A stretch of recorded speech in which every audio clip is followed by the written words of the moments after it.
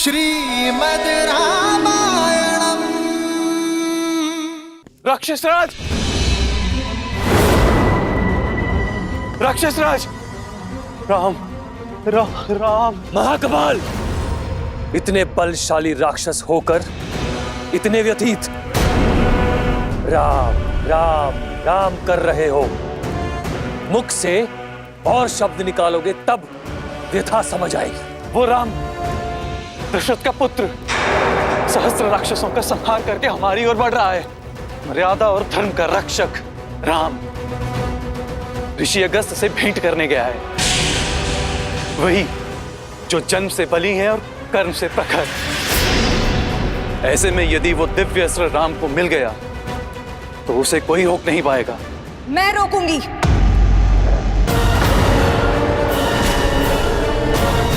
वचन निभाने का समय आ गया है।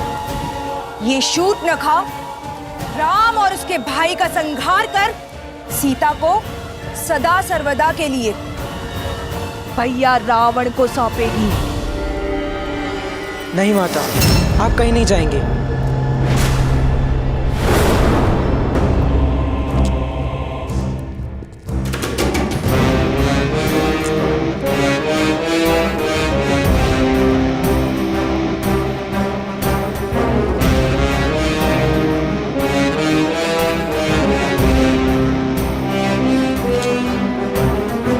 नहीं रुक सकती हूं मैं पुत्र।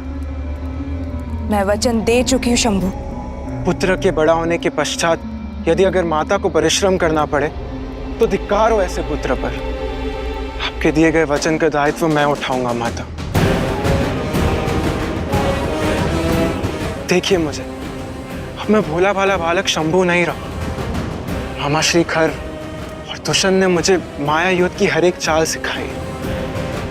आप इतने वर्षों से प्रयास कर रहे उन दोनों वनवासियों भाइयों को मारने का आज प्रयास करने का अवसर मुझे दीजिए माता। विश्वास रखिए, उन दोनों वनवासियों को मारकर सीता को बंदी बनाने के लिए मैं अकेले ही पर्याप्त हूँ। बधाई हो शूर्पणखा।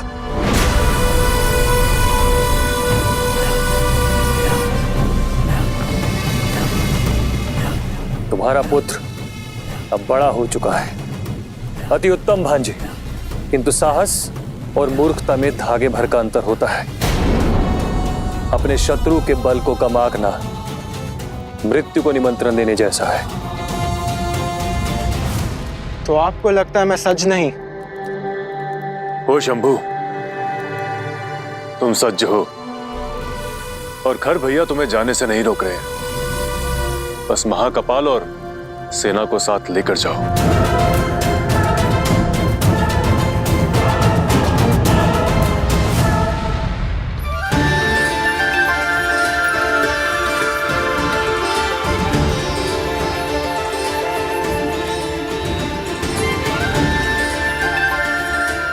ये दिव्य खड़क तुम्हारा हुआ लक्ष्मण, कर्तव्य निर्वहन में उपयोगी सिद्ध होगा। इसकी धार के आगे कोई माया नहीं टिकेगी।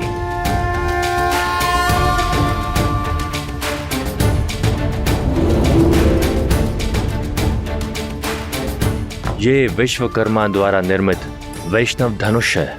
इसकी विशेषता यह है कि इसकी प्रत्यंचा पर चढ़ाया एक तीर अनेक तीर में गुणित हो जाता है।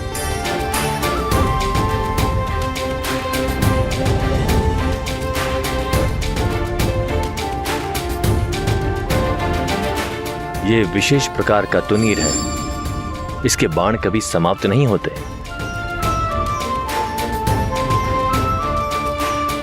धन्यवाद ऋषिवर। आपके आशीर्वाद और उपहार से मैं अपना धर्म निभाऊंगा। इस वन को राक्षसों के प्रकोप से मुक्त करूंगा। सीता, तुम सोच रही होगी कि मैंने तुम्हें कोई शस्त्र क्यों नहीं दिया। तुम्हारे पास तो इस संसार का सबसे अद्भुत और शक्तिशाली अस्त्र है। वो है राम के प्रति प्रेम और समर्पण। इससे तुम किसी भी पाप और किसी भी अधर्म को मिटा सकती हो। ऋषिवर, अब हमारा मार्गदर्शन कीजिए कि हमें किस मार्ग पर चलना चाहिए। ध्यान और धर्म का गण है पंचवटी। वहीं बसेगी राम और सीता की गृहस्थी।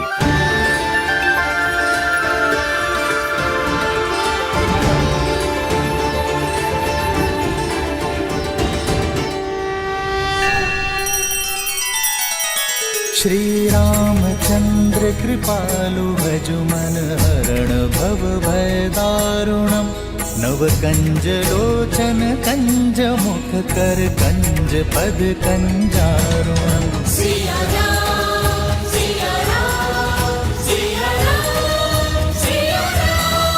आदर्श और मर्यादा की है ये कथा महापावनम काट मद श्री से मिला दे श्रीमद् रामायणम श्रीमद् रामायणम।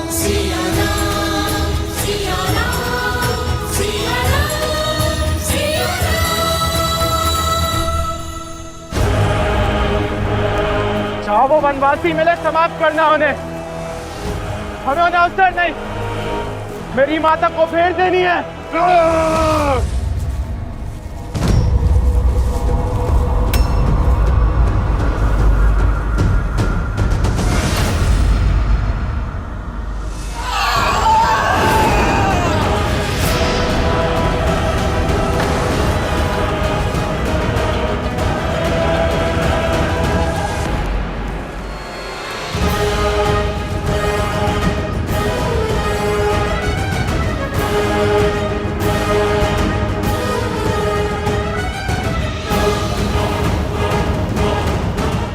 मार्ग छोड़ो। राक्षसों का मार्ग तुमने काटा है, पर जो समस्या ना बने वो राक्षस हमारा शत्रु नहीं। हमारी मंशा किसी को क्षति पहुंचाना नहीं। क्षति तो अब हम पहुंचाएंगे, तुम्हारे गौरव को, तुम्हारे सम्मान को। तुम्हें क्या लगा इतने राक्षसों का वध कर तुम चुपचाप चले जाओगे और राक्षस जाति मौन बैठेगी? हम प्रतिकार लेंगे। यदि लेना ही है तो अपने मन से अहंकार को लो और उसे भस्म कर दो। हम राक्षसों को ज्ञान लेने में कोई रुचि नहीं, हम घाव देने में विश्वास रखते हैं। आक्रमण!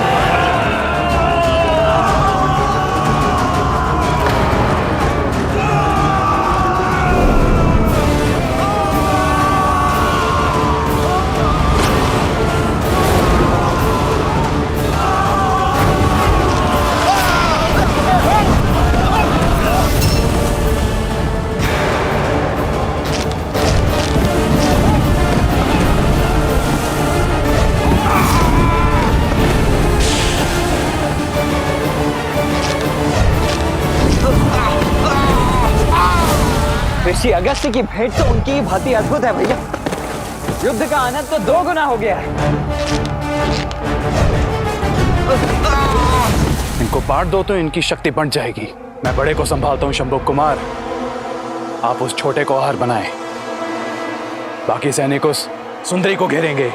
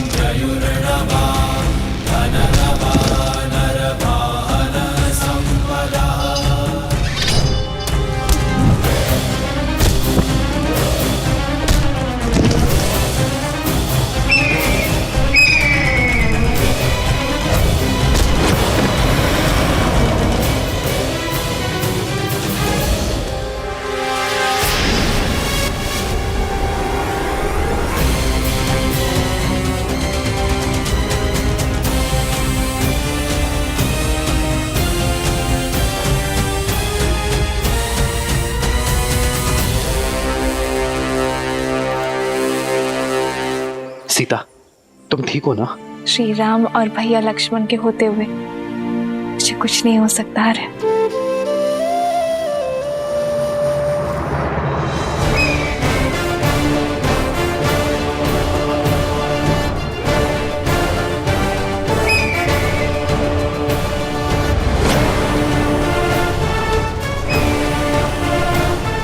नहीं लक्ष्मण, भैया ये भी अवश्य ही कोई मायावी है, अन्यथा पक्षी इतने बड़े थोड़ी ना होते। मित्र और शत्रु के बीच भेद करना सीखो लक्ष्मण। इन्होंने सीता को बचाया है, हमारी सहायता की है। ये जो भी है शत्रु अवश्य नहीं है।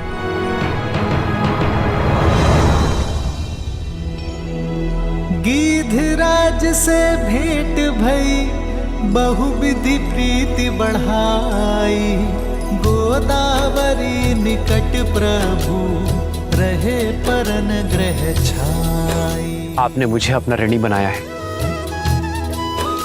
उसके लिए मैं आपका आभारी हूं। कृपया अपना परिचय देने की कृपा करें ताकि मैं आपका यह ऋण स्मरण रख सकूं। मित्र के परिवार की सहायता कोई ऋण नहीं है राम। मैं पक्षीराज गरुड़ का वंशज जटायु हूं।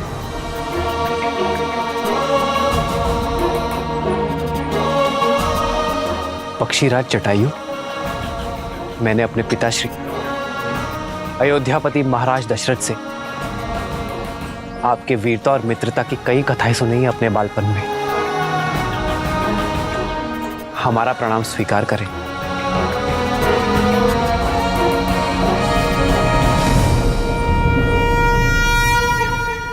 मेरे पिताश्री के मित्र मेरे भी पिता तुल्य हुए। आप हमारे लिए वंदनीय हैं पक्षीराज।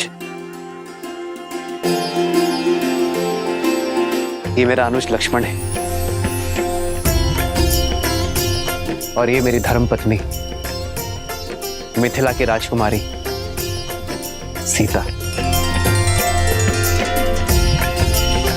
कितनी सौभाग्यशालिनी हूं मैं कि मायके और ससुराल से दूर होते हुए भी पिता समान पक्षीराज के सुरक्षा में हूं मैं। मित्र दशरथ की पुत्र वधु मेरी भी वधु हुई ना पुत्री।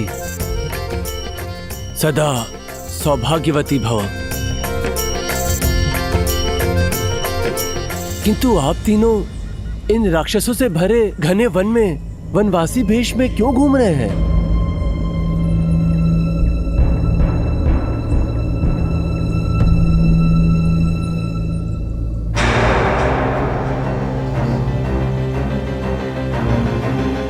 ऐसी सुंदरी तो पूरे ब्रह्मांड में दूसरी नहीं है।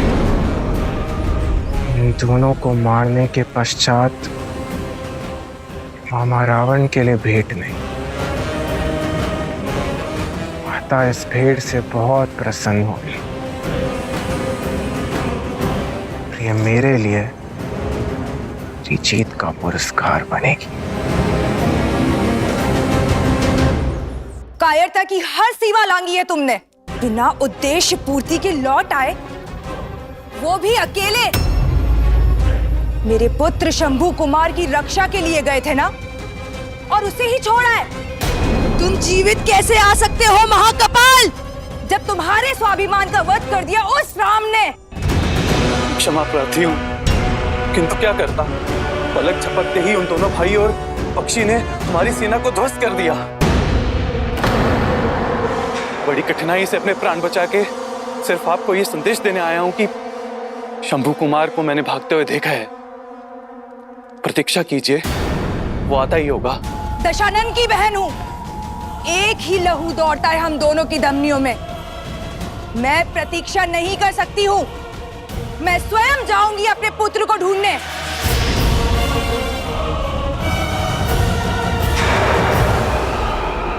महाराज दशरथ के साथ एक युग का अंत हो गया। वो केवल मेरे परम मित्र ही नहीं थे, किंतु एक धर्मनिरपेक्ष राजा, एक न्यायोचित सम्राट भी थे। एक महान योद्धा खोया है संसार ने। देवासुर संग्राम में अन्याय के विरुद्ध लड़ने का निर्णय लेने में एक क्षण नहीं लगाया उन्होंने। मुझे गर्व है राम, यहाँ दोनों भाई उन्हीं के पथ पर चल रहे हैं। अन्याय के विरुद्ध ये यात्रा सरल नहीं है, किंतु निश्चिंत रहना राम, मैं आकाश से सदा तुम तीनों पर दृष्टि रखूंगा, पर फिर भी सावधान रहिएगा। पंचवटी दिखने में जितना सुंदर है उतना ही भयंकर भी। यहाँ प्रत्यक्ष और प्रमाण में अधिक अंतर नहीं है, पग पग पर संकट है। धन्यवाद पक्षीराज, आपकी चेतावनी मैं स्मरण रखूंगा।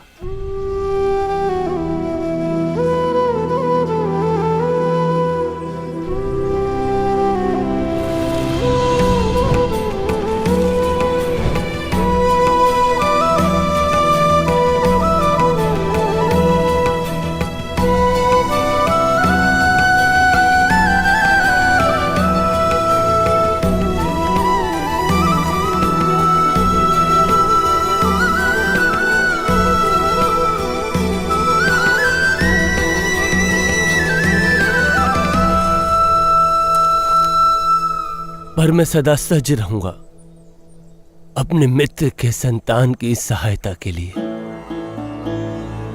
विदा।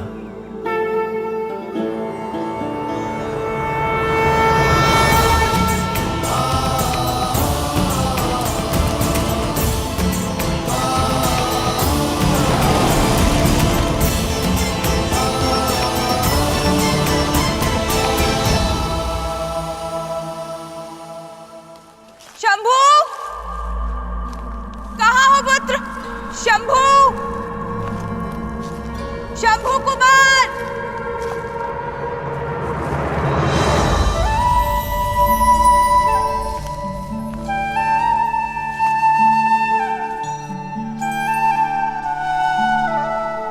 ये स्थान हमारे निवास के लिए उचित रहेगा।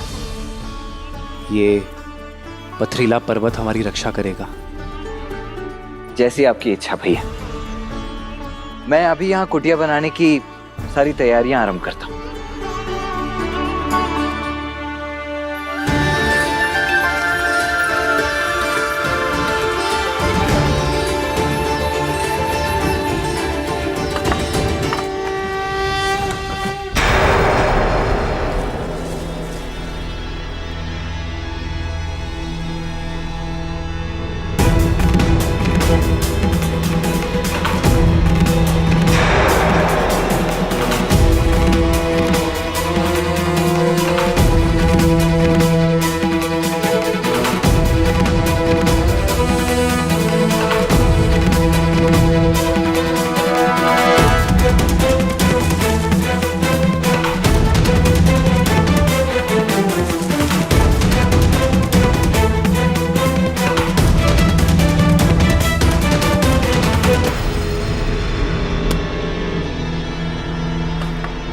जल स्रोत निकट ही है, मैं जल भर कर आती हूँ।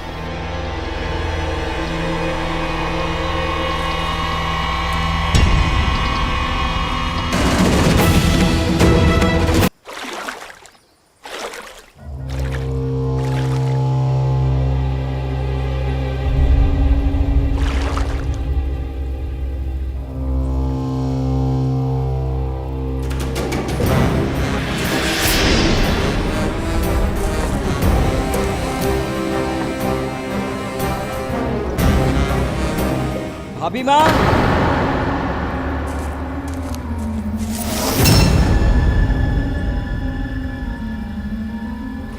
लाइए वो पात्र मैं ले लेता हूं।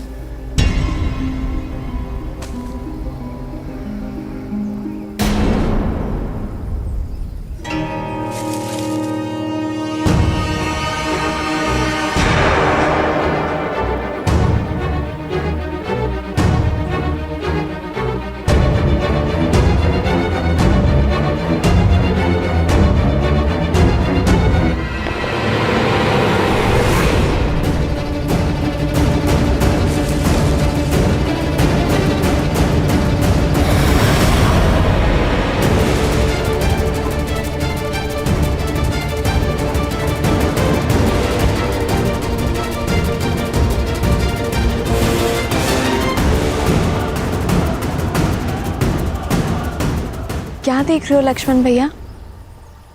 चले, भोजन भी बनाना है। जी भाभी, आप चलिए, मैं अभी आया।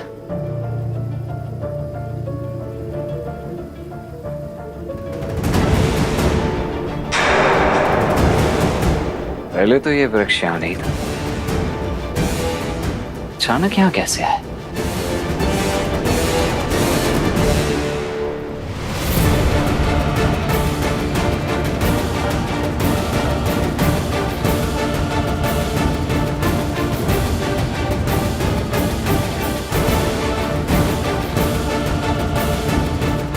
शंभू कुमार, पुत्र पुत्र शंभू कुमार।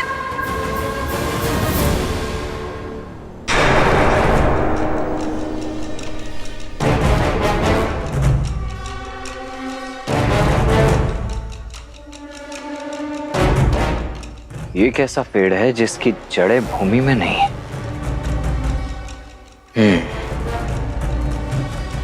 होगा, मुझे क्या।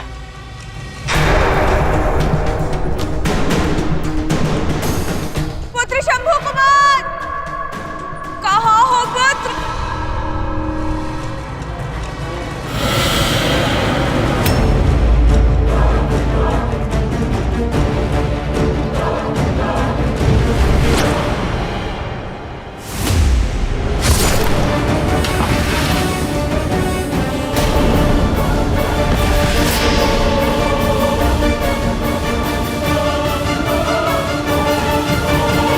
श्रीमद् रामायणम्।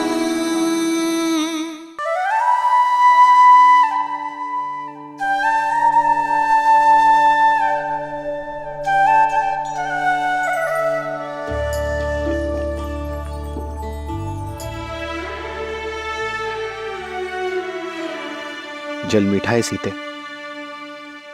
और आपकी आंखों में ये जो जल है वो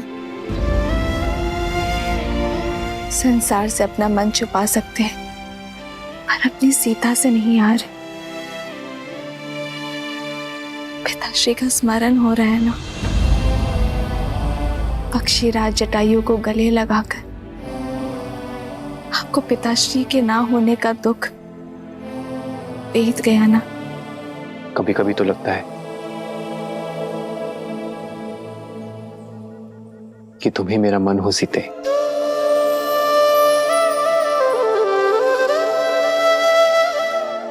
मेरे भीतर के सोच भाव, पीड़ा, आनंद, हर आभास तुम हर बार कैसे पढ़ लेती हो सीते? आप ही ने तो कहा कि आपका मन हूं मैं। सीता श्वास भले ही इस शरीर से लेती हो, पर उसके हृदय में केवल राम बसे हैं यार।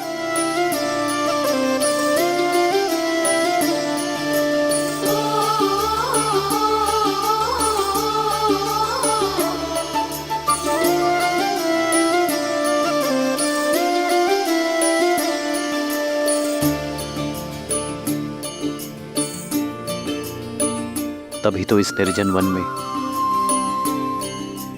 इतने वर्ष तुम्हारे साथ कैसे बीत गए सीता, मुझे ज्ञात ही नहीं चला।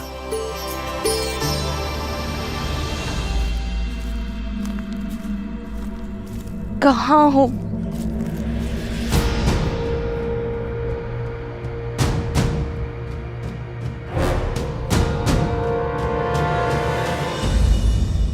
कभी कभी तो ये वनवास वरदान लगता है आर्यन।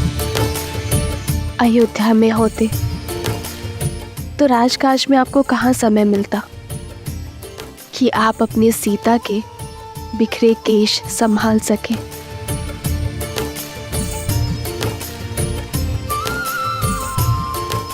लाइए, अब मैं आपके केश संभाल देती हूँ।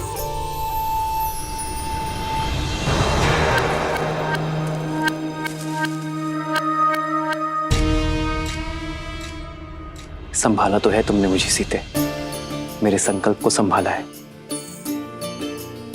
इस धर्म यात्रा की रथ हो तुम।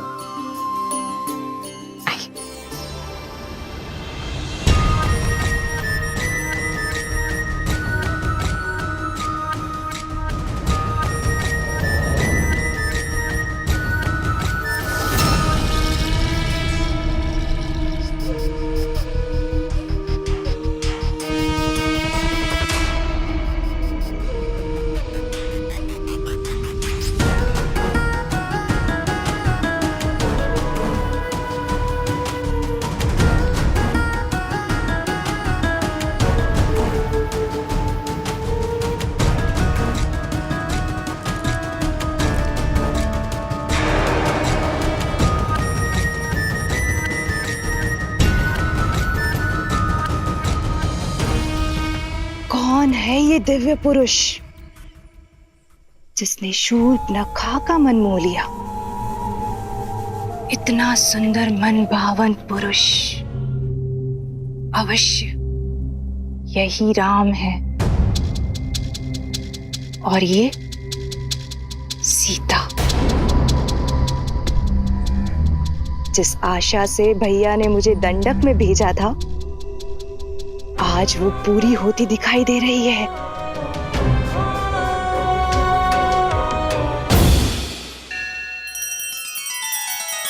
श्री रामचंद्र कृपालु भजु मन हरण भव भय दारुणम नव कंज लोचन कंज मुख कर कंज पद कंजारुणम।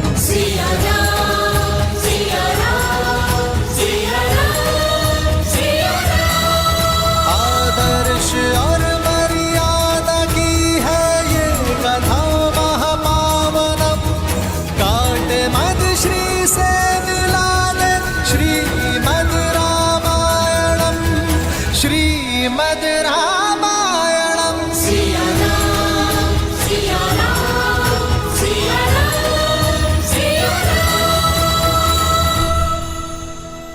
मैं खोजूंगी सीता को। सीता पर केवल मेरे भाई लंकेश का अधिकार होगा। भैया को दिया वचन निभाने की घड़ी आ गई है। राम से सीता को सदा सर्वदा के लिए दूर कर दूंगी मैं। संध्या का समय मैं भोजन बना लेती हूँ।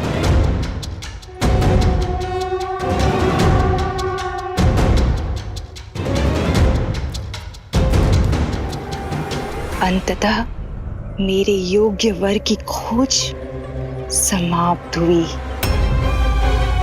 एक ही तीर से 2 लक्ष्य साधूंगी मैं। भैया रावण को सीता मिलेगी और मुझे ये मन भावन राम।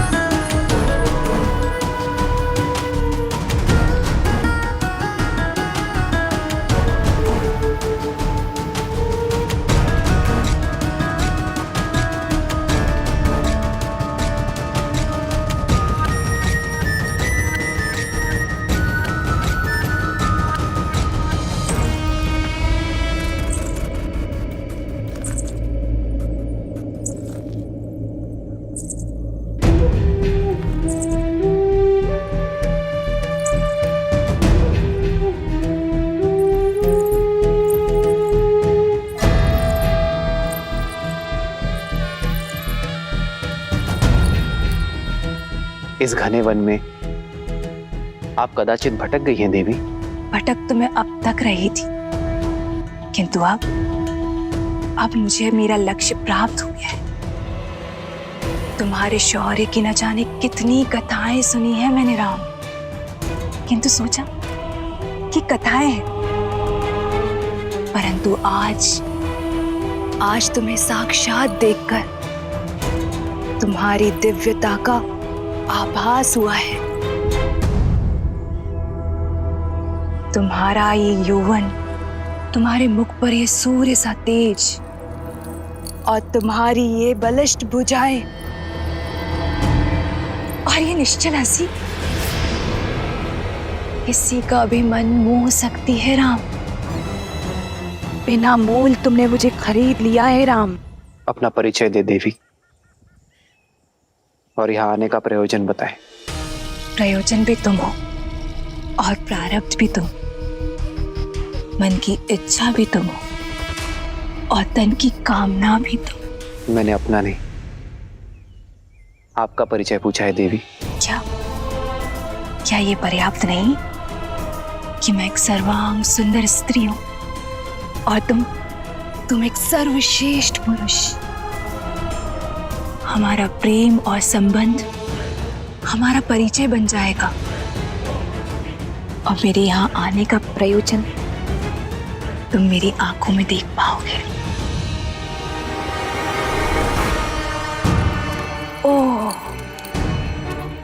मुझे वो पुरुष बहुत भाते हैं जिन्हें पाना थोड़ा कठिन होता है। मन कठोर न करो राम। मैंने सुना है कि बल के साथ साथ तुम बुद्धि के भी धनी हो। तो अब तक तो ये समझ ही गए होगे ना कि मैं तुम पे कितना मोहित हो चुकी हूँ। तुम्हें पाना चाहती हूँ, तुम्हारी होना चाहती हूँ।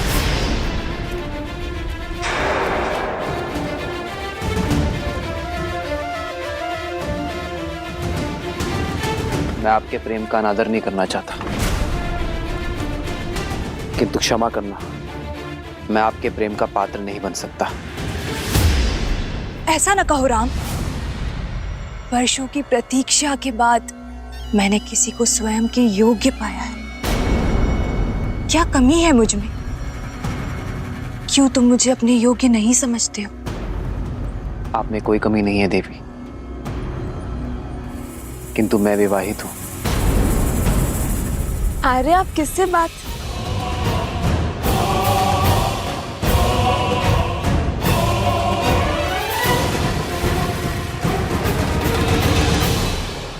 आओ सीता,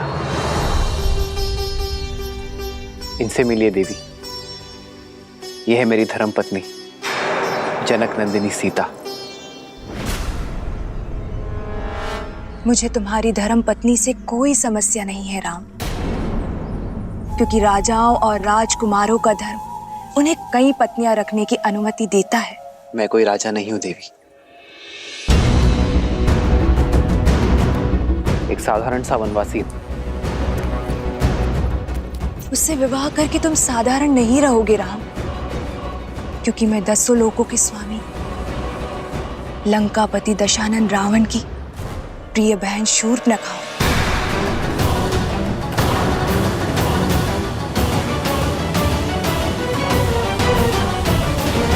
दंडकारण्य के राजा खर और दूषण भी मेरे भाई हैं। मुझसे विवाह करके तुम दंडक के राजा बन जाओगे और मैं बनूंगी तुम्हारी महारानी। और यदि तुम चाहो तो तुम्हारी इस सीता को मैं अपनी दासी का पद सौंप दूंगी। क्षमा करें देवी,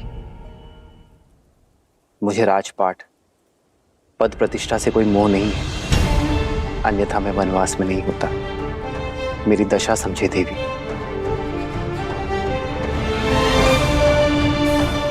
मैं एक पत्नी धर्म का प्रण ले चुका हूं। मेरी धर्म और मर्यादा का सम्मान करें।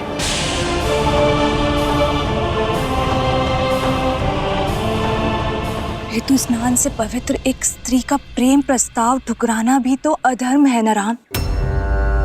क्या तुम ये पाप करोगे? अंतर है देवी। जीवन के 4 पुरुषार्थ में से धर्म काम से पहले आता है। यदि कोई कर्म धर्म संगत ना हो, धर्म की सीमा में ना हो, तो वो कर्म अधर्म और पाप का कारण बन जाता है। आपके प्रस्ताव में काम है देवी, और मेरी नाम है धर्म है। मैं यहाँ नीति और शास्त्र का पाठ पढ़ने नहीं आई हूं, मैं तो तुमसे विवाह करने आई हूं राम। भैया, जल ले आया।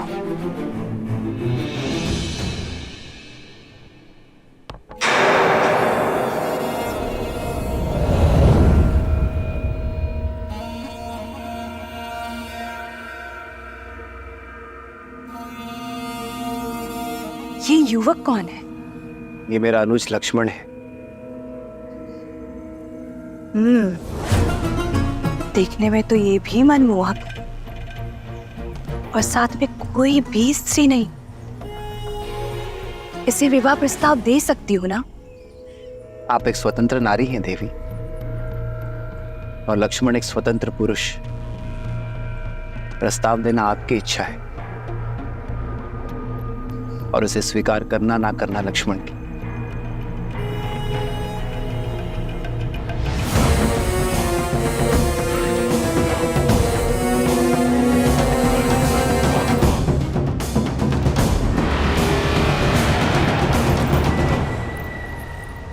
वीर पुरुष, संयोग देखो, एक सुंदर स्त्री की भेंट एक रूपवान पुरुष से हो रही है और दोनों ही इस वन में अकेले हैं। मेरे पति अब इस दुनिया में नहीं रहे। मेरी पीड़ा का अंत करो, मुझे अपनी संगिनी के रूप में स्वीकार कर लो। मैं तुम्हें असीम प्रेम दूंगी। विचित्र प्रेम है आपका देवी। अभी कुछ ही क्षणों पूर्व आप मेरे बड़े भैया पर मोहित हो रही थी और अब मेरे पास चली आई। तुम्हारा भाई मूर्ख है, किंतु तुम्हारे मुख पर ही दिखाई देता है कि तुम वास्तविकता को समझते हो। वास्तविकता से तो कदाचित आप अनभिज्ञ हैं देवी। आप महाबली लंकेश की बहन हैं, राजकुमारी हैं, और मैं तो अपने भैया का एक तुच्छ सा दास मात्र हूं। अब मेरी संगिनी बनने का अर्थ होगा कि मेरे भैया और भाभी की दिन रात सेवा करना। अब आप जैसी सुंदर राजकुमारी ऐसा करेंगी, ये तो होगा नहीं, और आपको ऐसा करते देख मैं पाऊंगा नहीं। इसीलिए यदि आज्ञा लेनी है तो स्वामी से लीजिए, दास से नहीं।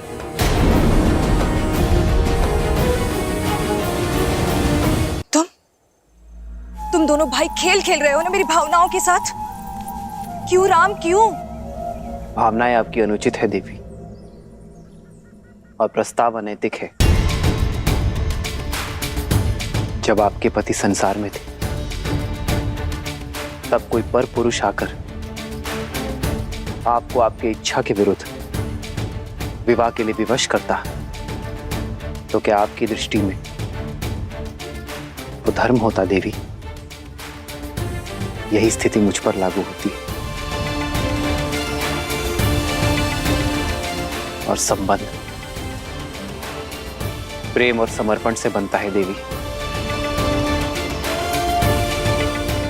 कामना और छीनने के प्रयास से नहीं। आपके लिए यही श्रेष्ठ होगा कि आप किसी ऐसे व्यक्ति को खोजें जो आपसे प्रेम करे। वही आपको संतोष दे पाएगा देवी। मैं अपनी सीता से अत्यंत प्रसन्न। मैं अपनी सीता के अतिरिक्त किसी और से प्रेम कर ही नहीं सकता देवी।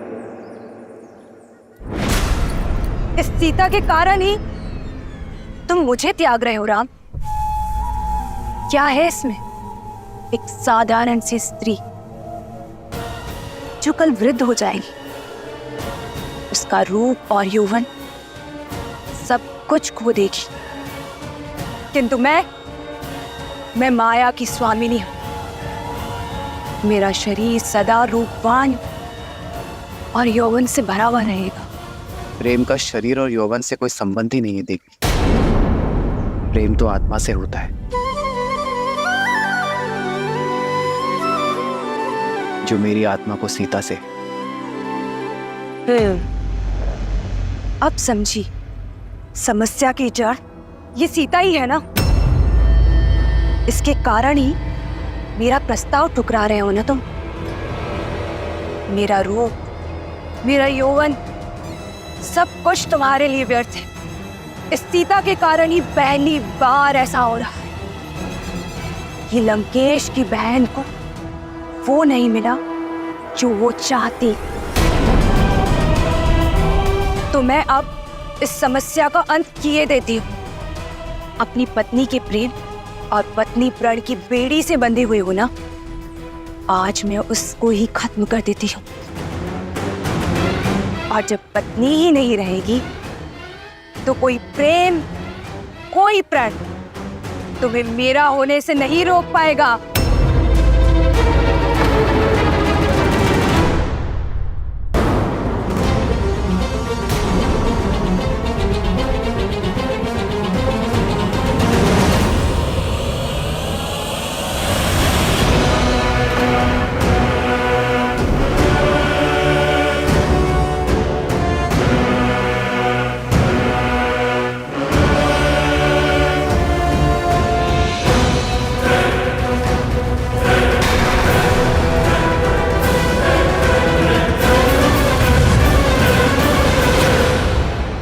दुष्ट राक्षस है सीते, नहीं भैया लक्ष्मण, स्त्रीवध का महापाप मत लीजिए।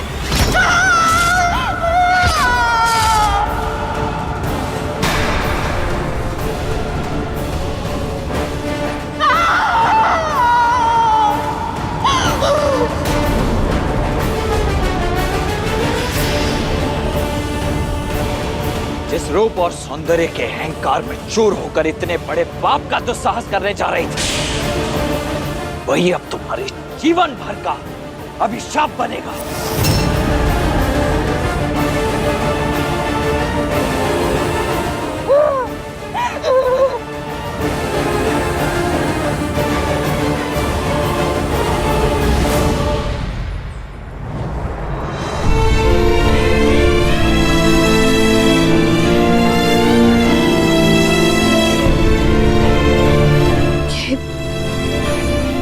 ये उचित नहीं हुआ है।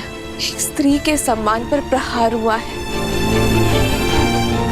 इसका मूल्य हमें चुकाना ही होगा। अर्कवत से पूर्व गुरु विश्वामित्र ने भी कहा था, स्त्री हो या पुरुष, जो कोई भी धर्म की सीमा लांघ दूसरे के कष्ट का कारण बने, उसे दंड तो अवश्य मिलना ही चाहिए। सीता, लक्ष्मण ने जो कुछ भी किया तुम्हारे प्राण बचाने के लिए किया। शूर्पणखा को उसके कर्मों का फल मिला। जब मनुष्य अपने रूप और शक्ति के कारण अनुचित कार्य करता है, अधर्म करता है या औरों को अधर्म करने को प्रेरित करता है, तो उसे उसका दंड अवश्य मिलता है। सीता, जिस रूप और पद के गर्व के कारण शूर्पणखा ने यह पाप किया, उसका छिन जाना ही उसका फल है। सीता, परंतु उस पर जो प्रहार हुआ हमारा कर्म था। रे अपने कर्मों से तो हम विमुख हो ही नहीं सकते सीते, उसका फल तो अवश्य मिलेगा, किंतु उसका सामना हम एक साथ करेंगे।